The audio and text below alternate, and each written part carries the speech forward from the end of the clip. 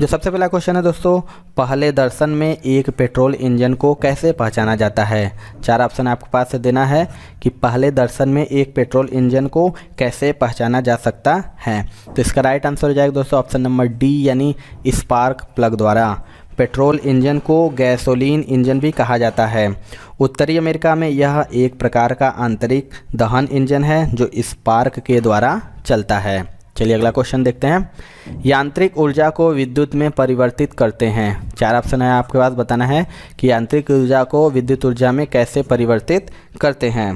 तो इसका भी राइट आंसर हो जाएगा दोस्तों ऑप्शन नंबर डी यानी विद्युत जनित्र द्वारा। जो विद्युत जनित होता है जिसे हम जनरेटर कहते हैं, यांत्रिक ऊर्जा को विद्युत ऊर्जा में परिवर्तित करके विद्युत उत्पन्न करते हैं। अगला क्वेश्चन देख लेते हैं। शुष्क सेल में जो ऊर्जा संग्रहित होती है वह क्या है। आपको बताना है जो शुष्क सेल होता है और जो उसमें ऊर्जा संग्रहित होती है वह क्या है। तो इसका राइट आंसर हो जाएगा दोस्तों ऑप्शन नंबर सी यानी रासायनिक ऊर्जा। जो शुष्क सेल में संग्रहित ऊर्जा रासायनिक ऊर्जा होती है जो विद्युत ऊर्जा में परिवर्तित होती है। चलिए अगला क्वेश्चन देख लेते हैं दोस्तों। कार्य करने में मानव शरीर द्वारा प्रयुक्त ऊर्जा होती है, यानी जब कार्य करने में मानव शरीर द्वारा कौन सी ऊर्जा प्रयुक्त होती है। तो इसका राइट आंसर हो जाएगा दोस्तों ऑप्शन नंबर सी यानी रासायनिक ऊर्जा।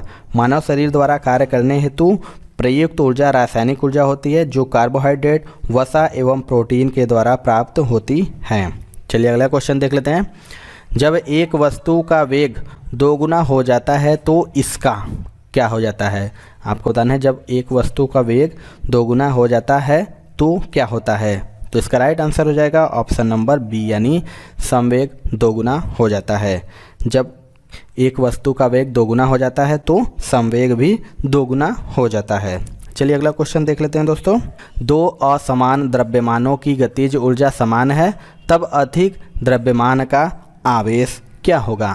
इसके राइट आंसर बात करें दोस्तों, इसका राइट आंसर हो जाएगा ऑप्शन नंबर बी यानी ज़्यादा होगा। चलिए अगला क्वेश्चन देख लेते हैं दोस्तों।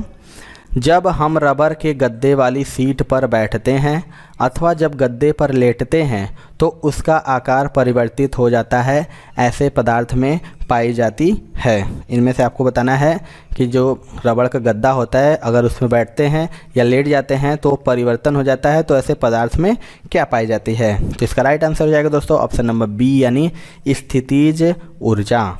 जब हम रबर के गद्दे वाली सीट पर बैठते हैं अथवा जब गद्दे पर लेटते हैं तो उसका आकार परिवर्तित हो जाता है, ऐसे पदार्थ में स्थितिज ऊर्जा पाई जाती है। अगला क्वेश्चन देख लेते हैं दोस्तों। एक गोल आंतरिक कोना क्या कहलाता है। आपको बताना है कि एक गोल आंतरिक कोना इनमें से क्या कहलाता है। तो इसका राइट आंसर हो जाएगा दोस्तों ऑप्शन नंबर बी यानी फिलेट कहलाता है। जो एक गोल आंतरिक कोना होता है उसे फिलेट कहते हैं। चलिए अगला क्वेश्चन देख लेते हैं दोस्तों। रेल की पटरियों के नीचे चौड़े लकड़ी के पट्टे लगाए जाते हैं, क्यों। आप सभी लोगों ने देखा होगा कि रेल के पटरियों जो नीचे चौड़े लकड़ी के पट्टे जो लगाए जाते हैं वो क्यों लगाए जाते हैं। तो इसका जो राइट आंसर हो जाएगा दोस्तों ऑप्शन नंबर डी हो जाएगा, गाड़ी द्वारा उत्पन्न दबाव को कम करने के लिए। तो आप सभी जानते होंगे कि रेल के पटरियों के नीचे चौड़े लकड़ी के पट्टे जिसे स्लीपर भी कहते हैं लगाया जाता है, जिससे गाड़ी द्वारा उत्पन्न दबाव को कम किया जा सके। चलिए अगला क्वेश्चन देख लेते हैं। रेल पथ में फिश प्लेट का काम है। आपको बताना है कि जो रेल पथ है, ये सारे के सारे मोस्ट इंपॉर्टेंट क्वेश्चन है दोस्तों, स्पेशली रेल से संबंधित है, रेलवे से।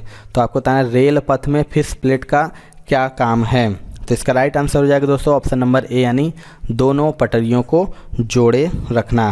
रेल पथ में जो फिश प्लेट का कार्य दोनों पटरियों को जोड़े रखना होता है। चलिए अगला क्वेश्चन देखते हैं। दोस्तों यदि आप रेलवे ग्रुप डी एग्जामिनेशन 2022 के लिए तैयारी कर रहे हैं तो आपके लिए बहुत सारे बुक्स मैं लाया हूं जो बहुत ज्यादा इंपॉर्टेंट है और आपको ले लेना चाहिए। दोस्तों मैथ का मैंने 500 क्वेश्चन रेडी किया है, guess paper, super guess question है सारे के सारे विद कंप्लीट सोल्यूशन और ट्रिक के साथ दोस्तों इसे बनाया गया है specially for railway group D examination 2022। एकदम आपको 500 के 500 क्वेश्चन को प्रैक्टिस करके जाना है एग्जामिनेशन में। इस ई बुक का लिंक आपको डिस्क्रिप्शन बॉक्स मिल जाएगा। इसी प्रकार से बहुत सारे ऐसे साइंस का देखिए 1000 क्वेश्चन मैंने कवर किया है विद कंप्लीट सोल्यूशन, मतलब इसके डिटेल भी मिल जाएंगे जिसमें फिजिक्स, केमिस्ट्री, बायो के सभी क्वेश्चंस लिए गए हैं और पिछले 10 वर्षों में जो लगातार क्वेश्चन पूछे गए उन सभी को इस ई बुक में लिया गया है। साइंस के अलावा दोस्तों यहाँ पे स्टैटिक जीके के 2500 क्वेश्चन, ये भी आपका फुल डिटेल के साथ है। और जीके टॉपिक वाइज अगर आपको कवर करना चाहते हैं, जितने भी टॉपिक पूछे जाते हैं आपके जीके से, 70 से ज्यादा टॉपिक दोस्तों मैंने इसमें कवर किए हैं, तो आपको पूरा ऑल इन वन मिलने वाला है। तो निश्चित तौर पर दोस्तों ये सभी ई बुक आपके एग्जामिनेशन के लिए बहुत इंपॉर्टेंट है, तो आप जरूर से इसे ले लीजिए और प्रिपरेशन स्टार्ट कीजिए, जिससे कि आप एग्जामिनेशन में ज्यादा स्कोर कर पाए। सभी ई बुक का लिंक दोस्तों मैंने डिस्क्रिप्शन बॉक्स में डाल रखा है, फटाफट जाके वहां से ले लीजिए। इंजन से पावर आवेगों को शिथिल करने के लिए प्रयुक्त है। 4 ऑप्शन है आपके पास, बताना है कि इंजन से पावर आवेगों को शिथिल करने के लिए क्या प्रयुक्त है। तो इसका राइट आंसर हो जाएगा दोस्तों ऑप्शन नंबर ए यानी क्लच। जो इंजन से पावर आवेगों को शिथिल करने के लिए क्लच का प्रयोग करते हैं, क्योंकि यह गियर और गियर बॉक्स को इंजन से मुक्त कर देता है, जिससे शक्ति को कार्य में संपरिवर्तित नहीं कर पाता है। ये भी मोस्ट इंपॉर्टेंट क्वेश्चन है दोस्तों। अगला क्वेश्चन देख लेते हैं। एक रॉकेट और एक जेट इंजन भिन्न हैं क्योंकि, इनमें से बताना है कि एक रॉकेट और एक जेट इंजन इनमें से क्यों भिन्न है। तो इसका राइट आंसर हो जाएगा दोस्तों ऑप्शन नंबर ई है। उसका राइट आंसर जो हो जाएगा दोस्तों ऑप्शन नंबर ई, सी और डी।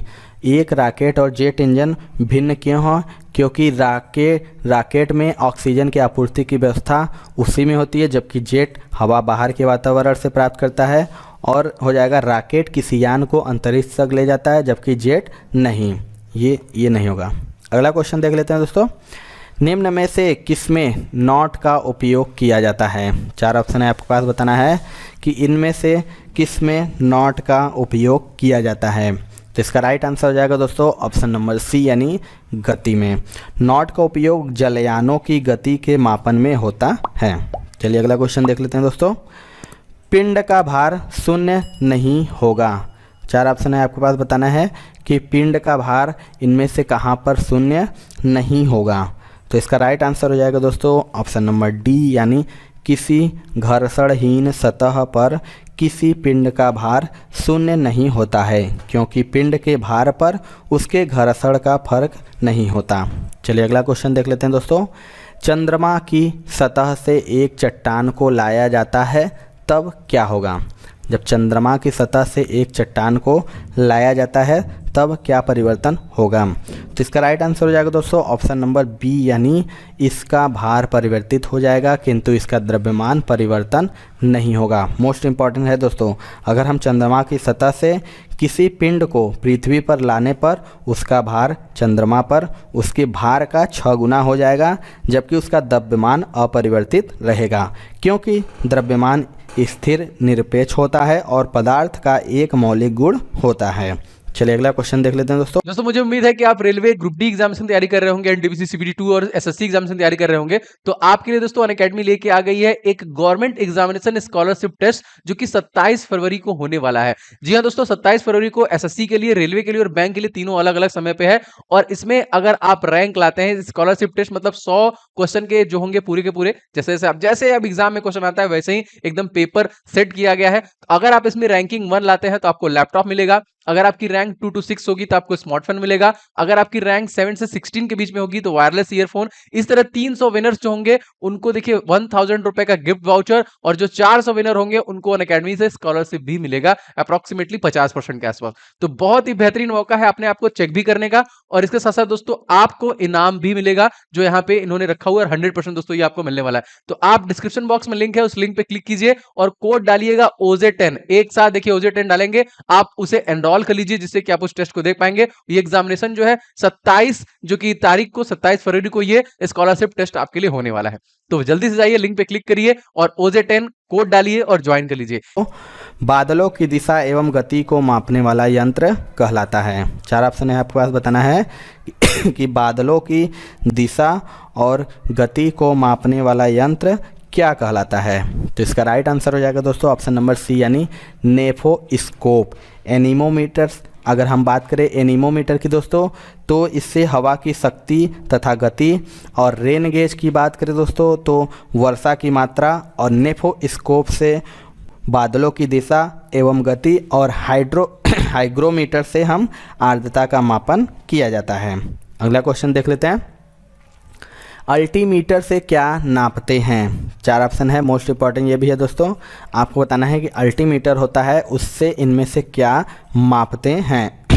तो इसका राइट आंसर हो जाएगा दोस्तों ऑप्शन नंबर बी, यानी भूतल से ऊंचाई। अल्टीमीटर से ऊंचाई मापी जाती है और वायुमंडलीय दाब को बैरोमीटर से मापते हैं और धारा की सामर्थ्य को वोल्ट में एवं सुनाई देने में अंतर को डेसिबल से मापते हैं। अगला क्वेश्चन देख लेते हैं दोस्तों। एक लिफ्ट में किसी व्यक्ति का प्रत्यक्ष भार वास्तविक भार से कम होता है जब लिफ्ट जा रही हो। आपको बताना है लिफ्ट में मैक्सिमम लोग बैठे होंगे, तो एक लिफ्ट में किसी व्यक्ति का प्रत्यक्ष भार वास्तविक भार से कम होता है जब लिफ्ट जा रही हो। तो इसका राइट आंसर हो जाएगा दोस्तों ऑप्शन नंबर बी, यानी त्वरण के साथ नीचे। ये भी मोस्ट इंपॉर्टेंट दोस्तों, मैक्सिमम क्वेश्चन में मोस्ट इंपॉर्टेंट है। तो आपको बता दें कि जब लिफ्ट त्वरित गति से नीचे की ओर जा रही हो तो लिफ्ट में स्थित किसी व्यक्ति का प्रत्यक्ष भार उसके वास्तविक भार से कम होता है। अगला क्वेश्चन देख लेते हैं। मनुष्य लिफ्ट में कब अपना भार महसूस करता है? 4 ऑप्शन है, ये भी मोस्ट इंपॉर्टेंट क्वेश्चन है दोस्तों। बताना है कि मनुष्य लिफ्ट में अपना भार कब महसूस करता है। तो इसका राइट आंसर हो जाएगा ऑप्शन नंबर ए, यानी त्वरण के साथ ऊपर जाते समय।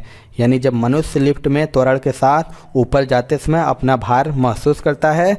जब लिफ्ट एक समान वेग से ऊपर या नीचे गति करती है तो लिफ्ट में स्थित पिंड के भार में कोई परिवर्तन नहीं महसूस होता है। चलिए अगला क्वेश्चन देख लेते हैं। पृथ्वी से चंद्रमा पर जाकर वापस लौटने पर अंतरिक्ष यान के रॉकेट को किसके विरुद्ध कार्य करने के लिए अधिकतम ऊर्जा की आवश्यकता होगी? 4 ऑप्शन है आपके पास। बताना है कि जो पृथ्वी से चंद्रमा पर जाकर वापस लौटने पर अंतरिक्ष यान के रॉकेट को किसके विरुद्ध कार्य करने के लिए अधिकतम ऊर्जा की आवश्यकता होगी। तो इसका राइट आंसर हो जाएगा दोस्तों ऑप्शन नंबर बी, यानी उड़ान शुरू करते समय पृथ्वी का गुरुत्व यानी पृथ्वी पर पलायन वेग का मान 11.2 किमी प्रति सेकेंड होता है। अंतरिक्ष यान को यह वेग प्रदान करने के लिए अत्यधिक ऊर्जा की आवश्यकता होती है। यही कारण है कि अंतरिक्ष यान में कई चरणों वाले रॉकेटों का प्रयोग किया जाता है। अगला क्वेश्चन देख लेते हैं। शरीर का वजन, बॉडी का वेट, आपको इनमें से बताना है कि इसका राइट आंसर क्या होगा। तो इसका राइट आंसर हो जाएगा दोस्तों ऑप्शन नंबर बी, यानी शरीर का वजन जो होता है वो ध्रुवों पर अधिकतम होता है। चलिए अगला क्वेश्चन देखते हैं। चंद्रमा पर वायुमंडल नहीं पाए जाने का कारण क्या है? मोस्ट इंपॉर्टेंट ये भी क्वेश्चन है दोस्तों। जो चंद्रमा पर वायुमंडल नहीं पाए जाने का कारण क्या है? तो इसका राइट आंसर हो जाएगा दोस्तों ऑप्शन नंबर ए, यानी गुरुत्वाकर्षण बल की अधिक क्षीणता के कारण चंद्रमा पर वायुमंडल नहीं पाए जाते हैं। और इसका कार्य एक है कि वायुमंडलीय गैसों का वेग चंद्रमा पर पलायन वेग से अधिक होता है जिससे गैसें पलायन कर जाती हैं। चलिए अगला क्वेश्चन देख लेते हैं दोस्तों। एक शिकारी वृक्ष पर लटके एक बंदर के सिर को लक्ष्य करके गोली चलाता है। गोली चलने के ठीक समय बंदर कूद जाता है। वैसी दशा में गोली क्या होगा? इनमें से आपको बताना है कि इसका राइट आंसर क्या होगा। तो इसका जो राइट आंसर हो जाएगा दोस्तों ऑप्शन नंबर ए, यानी बंदर के सिर में छेद कर देगी। आपको बता दें जब गोली बंदर के सिर में छेद कर देगी, क्योंकि गोली छूटने के पश्चात गोली एवं बंदर दोनों समान ऊर्ध्वाधर त्वरण जी कार्य करता है। अगला क्वेश्चन देखते हैं। एक ट्रक तथा एक कार समान गतिज ऊर्जा के साथ गतिशील है। उन्हें रोकने के लिए अगर समान बल प्रयुक्त किया जाता है तो क्या होगा? इनमें से आपको बताना है कि ट्रक तथा कार समान गतिज ऊर्जा के साथ आगे बढ़ते हैं तो उन्हें रोकने के लिए अगर समान बल प्रयोग किया जाए तो क्या होगा? तो इसका राइट आंसर हो जाएगा ऑप्शन नंबर सी, यानी दोनों ही ठहरने के पूर्व एक समान दूरी तय करेंगे। क्योंकि ट्रक और कार दोनों एक समान गतिज ऊर्जा के साथ गतिशील हैं तथा उन्हें रोकने के लिए एक समान बल प्रयोग किया जाता है, इसलिए दोनों ही ठहरने के पूर्व एक समान दूरी तय करेंगे। चलिए लास्ट क्वेश्चन देख लेते हैं दोस्तों। भौतिक तुला कार्य करता है। बताना है कि इनमें से भौतिक तुला किस पर कार्य करता है। तो इसका राइट आंसर हो जाएगा दोस्तों ऑप्शन नंबर डी, यानी समानांतर बल के नियम पर। भौतिक तुला समानांतर बल के सिद्धांत पर कार्य करता है और संवेग संरक्षण के सिद्धांत पर रॉकेट कार्य करता है। तो ये थी दोस्तों आज की वीडियो। आपको वीडियो कैसा लगा कमेंट सेक्शन में ज़रूर बताइएगा। चैनल वीडियो पसंद आया होगा दोस्तों तो एक लाइक ज़रूर करिएगा। चैनल पे हमारे नए हैं तो चैनल को ज़रूर सब्सक्राइब कर लीजिएगा, क्योंकि हम लगातार ग्रुप डी एग्ज़ाम की तैयारी करा रहे हैं, जो कि आने वाले एग्ज़ाम हैं, जो कि मोस्ट इम्पॉर्टेंट सारे के सारे वीडियो हैं। तो वीडियो आप पूरा ज़रूर देखिएगा।